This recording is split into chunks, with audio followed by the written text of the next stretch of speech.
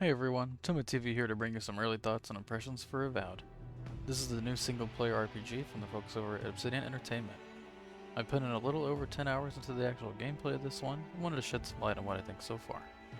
Just a quick heads up, this video will contain minor spoilers when it comes to characters or enemies in side quests and one singular part of the main quest. However, nothing major by any means will be given away. To give some early context that you may or may not already be aware of, Avowed is an open zone rather than open world game that takes place in the Pillars of Eternity series universe. Avowed takes place about 3 years after the events of Pillars of Eternity 2, however, you do not need to have played those titles to experience Avowed. Just be prepared for large amounts of lore dumped on you, to get you acclimated with this world as you go along. More on that later in this video. I also do want to preface by saying that the single-player, first-person RPG genre is probably my favorite in gaming, so I may be a bit more lax compared to others that don't have the same infatuation with the genre as I do, so please keep that in mind as we go on. That being said, however, Avowed doesn't come without its flaws. But with that introductory information out of the way, let's get into my early impressions of this title. To start us off, I want to touch on the backstory the game gives you before your journey and the character creation. Avowed begins with some explanation of the world of Aora and who you are in terms of your relevance to the story. You are the Imperial Envoy for the Adirian Empire, selected by the Emperor himself for an important mission to embark to the Living Lands to uncover the mystery of and put an end to the rapidly spreading Dream Scourge, a soul plague that overtakes its host and inevitably begins spreading fungal bodies from them and taking full control. Not only are you the Imperial Envoy for this important mission, but you are also a godlike, which are those that have their souls touched by one of the many gods before the soul's next reincarnation. The godlikes have distinguishable features that visually separate them from other folk. Due to the events that transpired in Pillars of Eternity 2, godlikes are extremely rare. Typically, godlikes know which god has touched their soul, but you do not have this knowledge.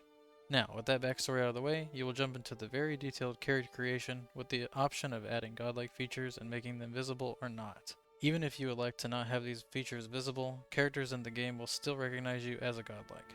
Toward the end of the character creation, you'll choose from one of the available backgrounds, which does dictate what type of additional dialogue you have the option of based on the situation. You will also begin distributing your attribute points, but more on that later. And after that's said and done, you'll jump into the gameplay and tutorial section of the game. Overall, the backstory is good and plays into the lore that precedes this title, while also giving players unfamiliar with the world the necessary context to get the general gist of things. Character creation is what you would probably expect in a modern day RPG that allows for that flexibility, so no qualms here. I also like the addition of the backgrounds, as these dialogue options do come up often, even more than I was expecting. Moving on to the world, environments, and exploration. This game offers a number of, as I mentioned, open zones for you to explore. This is not a seamless open world game where you can go anywhere you want from the get-go, but you are free to explore the zones in its entirety should you wish once you have access to it, with the first zone being Dawnshore. In the 10 hours I have played, I have yet to leave this zone and don't even feel close to finishing it yet. With that, I can't provide my thoughts on any of the other zones at this time, but look forward to going over those in a more comprehensive review. As far as the environments go, these landscapes are pretty gorgeous. They're vibrant and full of color, definitely fitting for the high fantasy world in which the game takes place.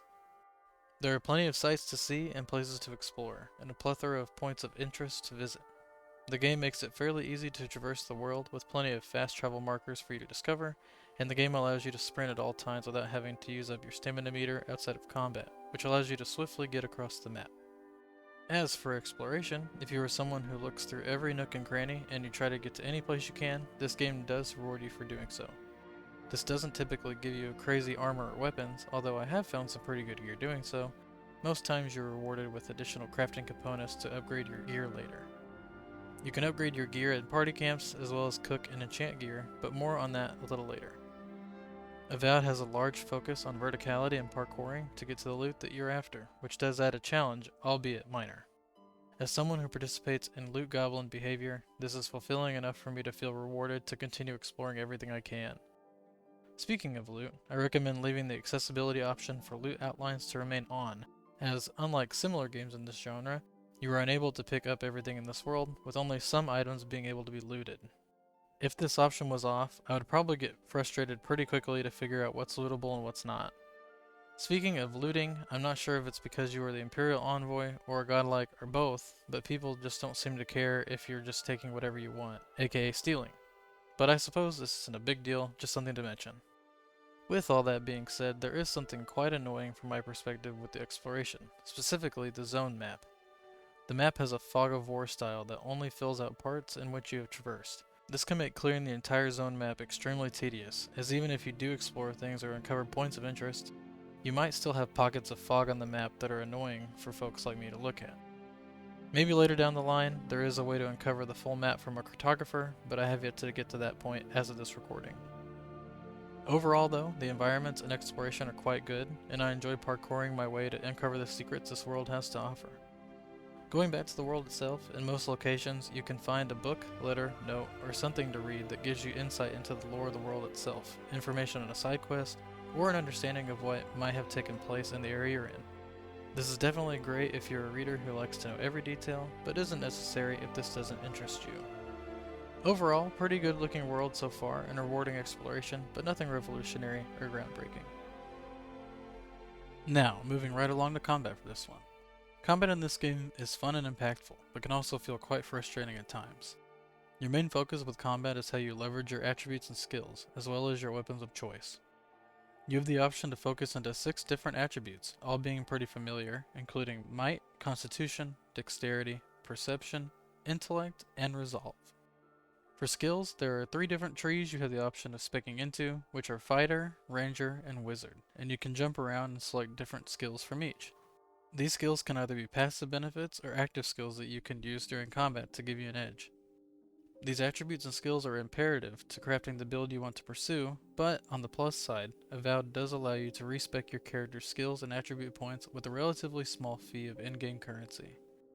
This, along with weapon variety and being able to switch between 2 sets of weapon loadouts in combat, promotes flexibility and experimentation until you find out which style of build you want to go for. I tried a number of different playstyles, but as of this time I've decided on a battle mage build of sorts, taking skills from the fighter and wizard trees, wielding a one-handed weapon, being axe, sword or mace, and shield, and a wand and a grimoire. My main setup, depending on the encounter, is to chain AoE enemies with my lightning spell from my grimoire, and then switch to my one-handed weapon and shield to jump into the fray and quickly dispatch the weakened enemies. In single target encounters, I use the same grimoire to freeze an enemy and use the bash ability, which inflicts bonus damage to frozen enemies. There are definitely some crazy combinations and builds to pursue, so I definitely encourage testing out different things and finding what works best for you. Going back to group combat though, these can be somewhat annoying at times. You see, ranged enemies in this game can be a problem. Even when you've scoped out the area and determined there are no ranged enemies, it always seems one pops up. Like pesky flies that attempt to gather on your food, these enemies seem to come out of nowhere. And at least in the difficulty I'm playing on, they rarely miss. I have often been hit just after a dodge animation when I felt like I deceived the AI enough to catch a break. I mean, these ranged enemies have some tracking that rivals Shroud. And not to mention, in group encounters, if you don't play the sneaky assassin type, these encounters can and will overwhelm you. The amount of enemies that can swarm you from all directions is unreal at times. Giving the game increased difficulty because of the amount of enemies doesn't make it any more fun for me. I'd rather have smarter enemies that take advantage of their surroundings than just adding more enemies, if that makes sense. Now, I may be complaining, but I chose the option of playing on the hardest difficulty, so yeah, that's probably on me.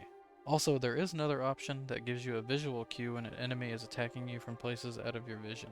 I highly recommend leaving this on as well. And lastly for combat, I'll just briefly touch on the enemy variety. At this point in the game, the enemy variety has been limited. You'll either face little humanoid lizard creatures called Zorops, bandits, or bears. Lots of bears. Bears in places that they shouldn't be. In fact, it seems the bears have made a figurative pact with Zorops and bandits, as when you come across a camp of either, a bear will likely be present as well. Just to give some natural bulk to their roster, I suppose. Overall, combat is quite fun and dynamic, but has its own set of issues, as mentioned.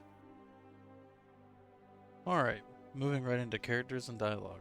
I first want to say that the voice acting in this one is done quite well. I have been really satisfied with the performance of different NPCs in the game. What's great as well is the person who voices Kai, your first companion in Avowed, is none other than Brandon Keener, who also voices Garrus in the Mass Effect series, which was a welcome surprise. Speaking of Kai, we can talk about him first. Kai is an Aumaua, one of the many races you will encounter during the game, and serve with the Rautean Navy. Throughout your adventures, you can learn more about Kai and the other companions at one of the party camp locations. Unlike similar games in the genre, you can't have a one-on-one conversation with them out in the world. You must opt to set up at one of the available locations, where you can interact with them there. You will have an indicator in the bottom left of your screen by their name to indicate when they might have something to say. And when in party camp, they will have an exclamation point indicator over their head. Kind of a bummer you can't initiate this conversation anywhere you please, but it's not the end of the world. That being said, your companions will regularly chime in during dialogue with other people, either giving their perspective on a matter or giving additional context of the topic being discussed. Speaking of dialogue with other NPCs, these can sometimes be quite long-winded and include a number of world-specific context and wording. The game does include the ability to reference essentially an encyclopedia of things mentioned throughout a conversation for you to brush up on your definitions or understanding of different words, gods, or events. That being said, hardly a sentence goes by where something isn't referenced, for better or for worse. The game has no shame in lore dumping you with information. Even still, givers of side quests have been pretty memorable and again, performed well. In dialogue, Avowed does provide quite a bit of choice and consequence in how you want to handle quests. And I have had one instance of a decision I made way earlier in the game impact a later side quest in my favor. I'm not sure how much of that is present in this game, but it wouldn't surprise me to happen a few more times here and there. However, that being said, there isn't any kind of morality system here or faction reputation system, nothing of the sorts, which is honestly a little disappointing. Lastly, I just wanted to touch on performance and polish before moving into my closing thoughts. I am playing the game on Xbox Series S, probably one of the worst options if we are comparing it to the Series X or a modern gaming PC. That being said though, this has been a surprisingly good experience on the Series S. I'm no digital foundry, but it seems the game runs at a solid 30 FPS the whole way through. At least, I haven't encountered any crazy stutters or frame drops at all, even in intense combat situations. There is only one quality option for Series S, that being quality mode, unless you have a 120Hz display with VRR, then you gain access to balanced. A shame they weren't able to throw a performance mode on Series S, but getting a solid 30 FPS on this console is impressive nonetheless. That being said, there is still some pop-in for different things here and there, but nothing crazy or unexpected. Despite that, the world still looks pretty gorgeous. And finally, polish. There are some bugs here and there in the game, as you might have come to expect with a game of this scope. I've only had one instance of bugging myself out enough to where only a previous save file could help, but this was because I got to somewhere I probably shouldn't have been. And in 10 hours, no crashes have occurred. It's all been pretty smooth sailing, so quite good on that note.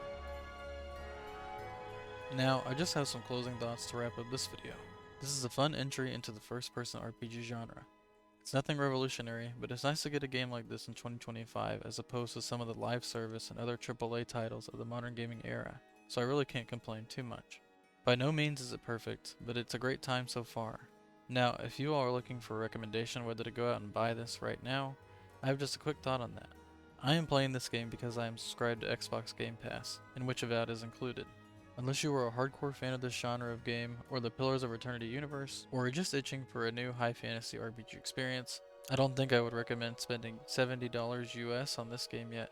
Either give Game Pass a month to try the game, or wait for a sale would probably be my recommendation to most folks out there. That being said, I'm looking forward to continuing the journey, and should you all want a review after my full time with the game. It'll be interesting to see if my thoughts and opinions here change. If you want to follow along on the journey, I live stream a few times during the weekdays over on twitch.tv, usually starting about 1 PM Eastern Time. I will include a link for my Twitch channel in the top portion of the description of this video. I would also like to know what you all think of Avowed so far, so please let me know in the comment section below. And finally, please make sure to leave this video a like if you enjoyed it and consider subscribing for more gaming content. I'm attempting to branch out to try this style of content over my typical gaming Let's Plays, so any feedback and support is greatly appreciated. And as always, thank you for spending some of your time and your day here. Until the next time, you all take care, and bye for now.